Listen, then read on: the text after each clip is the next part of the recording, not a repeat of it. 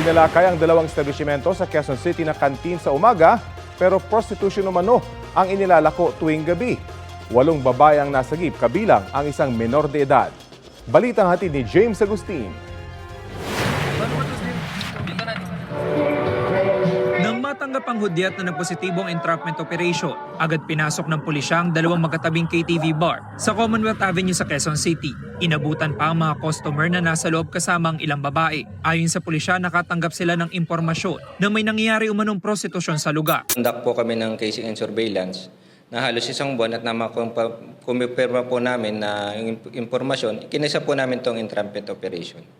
So initially po may 2,000 ang hinihingi ng empleyado pero naibabaan po ng 1,500 kapalit po ng dagdag na serbisyo. Umaga po ang front niya is canteen pero nako-convert po siya ng bar sa gabi. Nasagip ang 8 babae na nagtatrabaho sa bar.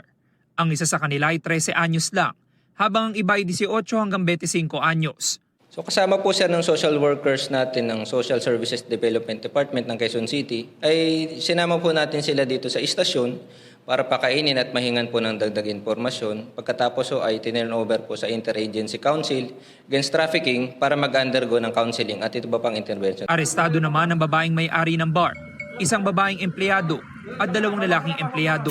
Tumanggi magbigay ng pahayag ang 2 babaeng sospek. Ang 2 lalaking sospek ay giniit na walang prostitusyon na nangyayari sa bar. Wala po sir, yung isa po doon nag-aalaga ng bata po. Nadamay lang po siya, ginising po siya sa taas. Yan lang po sir. Ba't po kayo inaresto kaya? Yan nga po sir, nadamay din po ako. May nakuha sa akin pera, pambayad po ng alak po yun. Kala niya po sa babae po yun. Wala naman po kami minor. Nung pagkakataon lang po na na-raid kami, ano po yun, biglaan po yun. Nabigla po ako kasi mag-isa lang po akong waiter dyan sa taas. Bumabala po kasi ako kasi wala yung cashier namin.